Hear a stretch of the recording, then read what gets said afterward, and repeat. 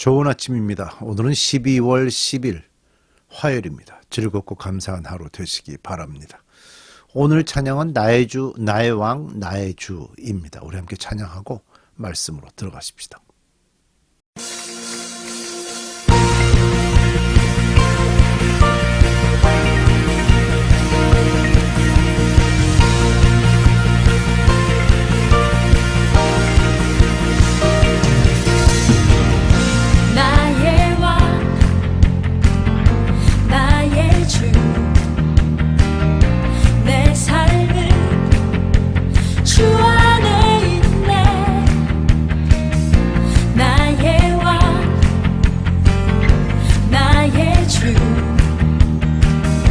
내 삶은 주를 높이네. 주 찬양합니다. 주 경배합니다. 내 마음 다하여 주께. 주 나의 친구 되시고 내 영원한 기쁨 되시네. 찬양해. 주 나의 소망 되시고 내 영원한 빛이 되시네. 찬양해. 아멘.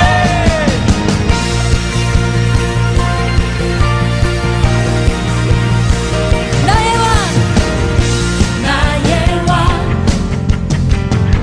나의 주. 내 삶은 주 안에 있네. 나의 왕, 나의 주. 내 삶은 주를 높이네. 주 찬양합니다. 주 경배합니다. 내 마음 다하여 주께. 주 나의 친구 되시고 내 영원한 기쁨 되시네. 찬양해. 주 나의 소망 되시고 내 영원한 빛이 되시네. 찬양해.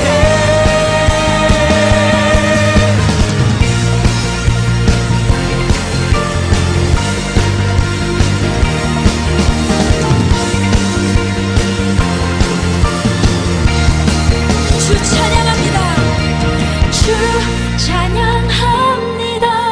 주 경배합니다. 내 마음 다하여 주께. 주 찬양. 주 찬양합니다. 주 경배합니다. 내 마음 다하여 주께.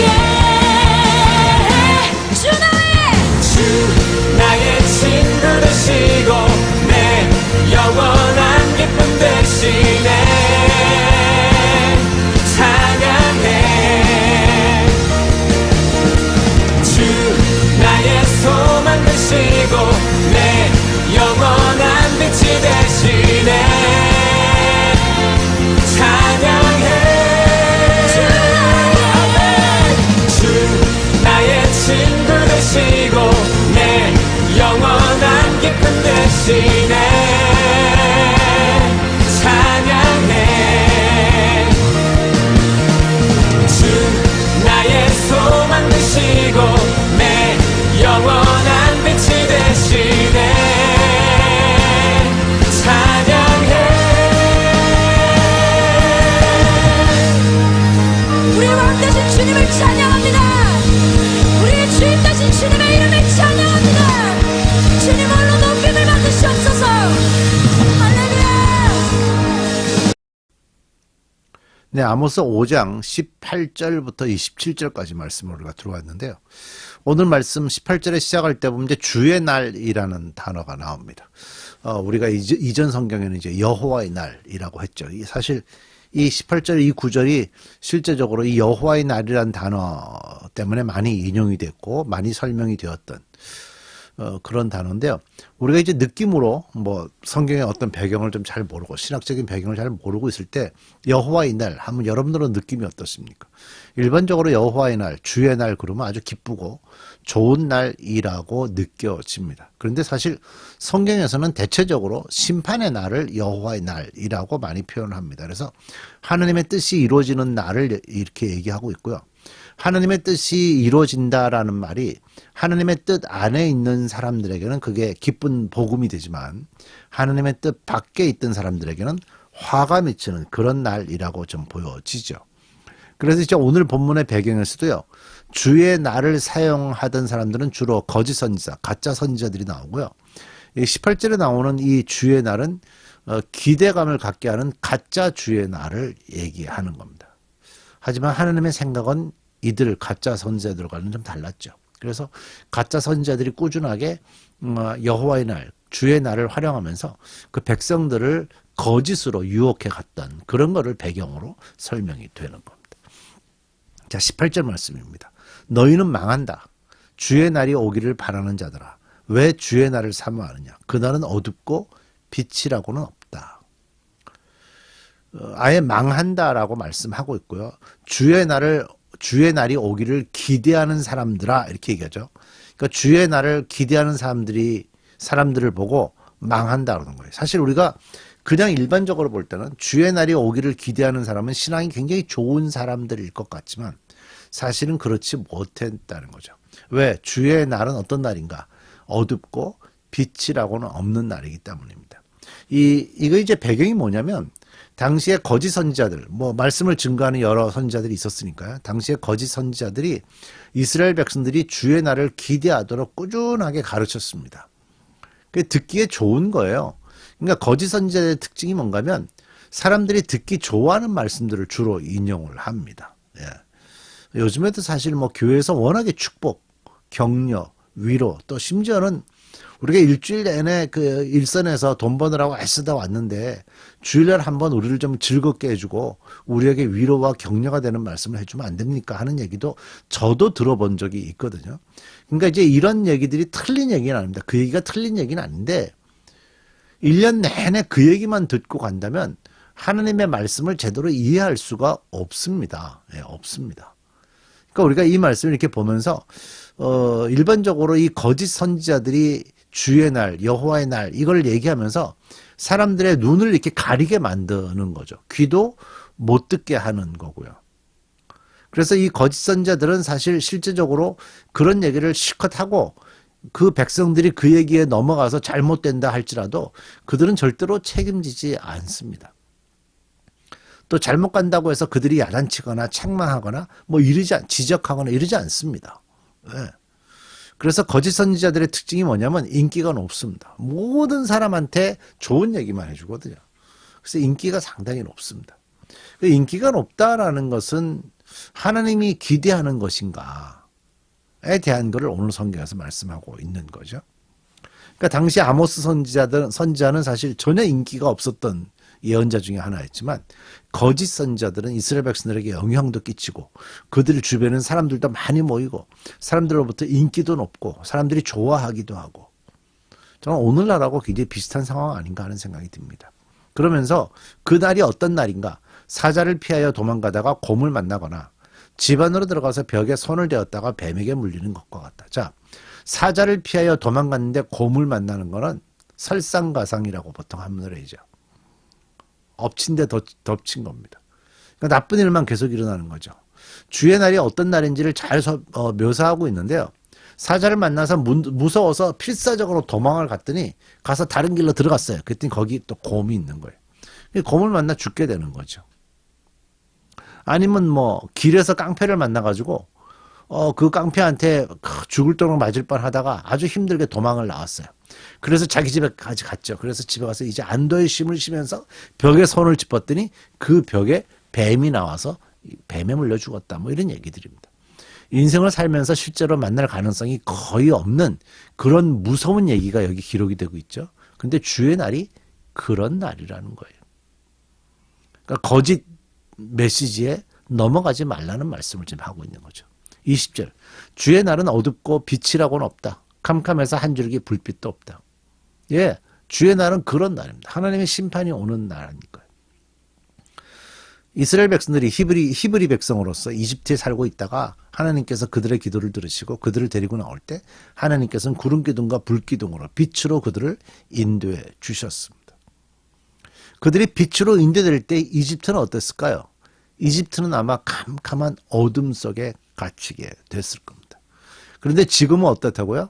이스라엘 백성들에게 빛이 없어서 그들이 어디로 가야 될지, 무엇이 옳은지, 무엇이 그른지, 뭘 해야 되는지 아무것도 판단할 수 없는 그런 상황이 되었다. 그런 얘기입니다. 자, 21절. 나는 너희가 벌이는 절기 행사들이 싫다. 역겹다. 너희가 성회로 모여도 도무지 기쁘지 않다. 너희가 나에게 번제물이나 곡식 제물을 바친다 해도 내가 그 제물을 받지 않겠다. 너희가 화목제로 바치는 살진 짐승도 거들떠보지 않겠다. 시끄러운 너의 노랫소리를 나의 앞에서 집어치워라. 너의 검은고 소리도 나는 듣지 않겠다. 이스라엘 백성들이 절기 행사, 성회, 번제물, 곡식제물을 바치고 화목제로 짐승을 올리고 노랫소리 열심히로 찬양하면서 하나님께 올리고 검은고로 하나님을 찬양하고 근데 하나님 안 듣겠다라는 겁니다. 사실 이스라엘 백성들이 집중했던 것은 정말 제사였습니다. 하나님께 어떻게 나갈 수 있을까? 어떤 방식으로 해야 될까? 그것에 집중했습니다. 그 제사의 속의 뜻 그런 것들에 집중한 것이 아니라 겉으로 보여지는 것에 집중했습니다. 그래서 겉으로 보여지는 것에 집중을 하다가 그들이 잘못 가서 금송아지까지 절하게 된 겁니다. 그러니까 종교심이 많은 거죠. 신앙심이 많이 있습니다. 괜찮습니다. 문제는 엉뚱한 거에 가서 엉뚱한 방법으로 하면 안 된다는 겁니다. 우리가 제사를 지낼 때 하나님께 예배할 때 옳은 방법으로 하나님께 나가야 됩니다. 그릇된 방법으로 하나님께 나갈 때 하나님은 기뻐하시지 않습니다. 지금 여기서 하나님이 지적하는 게 그겁니다. 그래서 하나님이 뭐라 그러십니까? 순종이 제사보다 낫다라고 말씀하시잖아요. 이스라엘 백성들은 하나님의 말씀에 순종할 생각을 하지 않은 거고요. 눈으로 나타나는 것, 눈으로 보이는 것, 겉으로 화려한 것, 형식 그런 거에 집중해서 하나님께 나갔더니 하나님이 안 받겠다, 나 싫다, 시끄럽다 이런 소리까지 하나님이 하시는 겁니다. 그러면서 하나님이 왜 이런 말씀을 하셨느냐? 24절. 너희는 다만 공의가 물처럼 흐르게 하고 정의가 마르지 않는 강처럼 흐르게 하라 라고 말씀하는 거예요. 그러니까 하나님의 관심은 뭐냐? 공의와 정의가 물처럼 흐르고 마르지 않는 강처럼 흐르게 되는 것을 하나님은 관심 있게 보셨다라는 겁니다. 이스라엘 백성들의 특징이 뭐냐면요. 비가 오면 비가 우리가 알고 있는 미국 땅이나 우리가 알고 있는 한국 땅이나 보면 비가 오면 비가 땅속에 이렇게 스며들죠. 이스라엘 백성들이 살고 있는 땅은 비가 물속으로 스며들지 않습니다. 땅이 돌처럼 딱딱합니다. 땅이 흙인데 흙이 돌처럼 딱딱합니다. 그래서 위에 먼지만 있어요. 그래서 비가 오면 그 먼지를 밀면서 빗물이 마치 강물이 해일이 밀려가듯이 그런 식으로 땅 위로 막 흘러갑니다. 저도 처음에 이스라엘 갔을 때 이걸 신학교에서 배웠잖아요. 그리고 광야를 갔을 때 주의 깊게 봤습니다. 그런데 정말 광야에 1년 내내 비가 거의 오지 않는데 물이 흐른 흔적들이 있습니다. 그게 뭐냐? 우기가 왔을 때 주로 이제 12월, 1월, 11월 요때쯤 비가 한번 오면 그때 비가 많이 오든 적게 오든 비가 땅속으로 들어가는 것이 아니라 비가 땅 위로 흘러나갑니다. 그래서 비가 흘렀던 흔적들이 있는 걸 봤거든요. 그런 것들입니다. 그래서 지금 장면을 묘사하는데 정의와 공의가 그런 식으로 물이 막 흘러가듯이 정의와 공의가 흘러가야 된다는 거죠. 이 정의와 공의가 흘러가야 된다는 거 굉장히 중요한 얘기입니다. 하나님의 관심은 생명이거든요. 그 생명이 생명답게 하나님의 꿈을 이루며 살아가도록 만드는 게 하나님의 꿈인데 그 하나님의 꿈을 이루는데 꼭 필요한 것이 정의와 공의입니다. 근데 사람들은 대개 이기심과 욕심이 있으면 그런 데 집중을 안 하죠. 이기심과 욕심 때문에 정의와 공의 별로 관심 없습니다. 지금 나의 이기심과 욕심이 더 중요합니다. 지금 한국의 상황도 그런 일들이 일어났죠. 국민의 80%가 원하고 있지만 정치하는 사람들은 또 그거를 또 자기에게 당장 욕심과 이기심과 연관이 돼 있기 때문에 그걸 수용하지 않고 있습니다. 우리가 잘 기억해야 됩니다. 하나님의 관심이 뭐냐? 정의와 공의가 흐르는 겁니다. 25절. 이스라엘 가문아 40년을 광야에서 사는 동안에 너희가 나에게 희생제물과 곡식제물을 바친 일이 있느냐. 실제로 광야 40년은요 농사를 짓지도 않았고 거기서 뭔가 그 가축을 키운 것도 아니기 때문에 그들은 그냥 만나와 메추라기로 살았잖아요. 하나님이 일시 그날 주시는 걸로. 그들은 제대로 제사를 지낼 수 없었어요.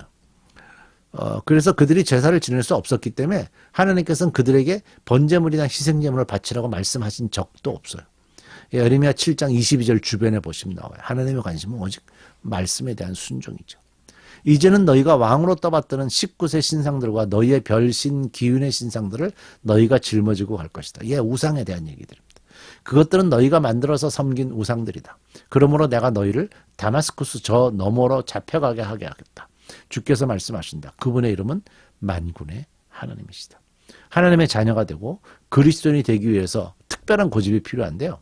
하나님의 말씀을 어떤 환경에서도 지키고 순종하려는 애쓰는 것입니다. 하나님의 말씀에 집중하는 여러분들 되시기 바랍니다. 우리 기도하겠습니다.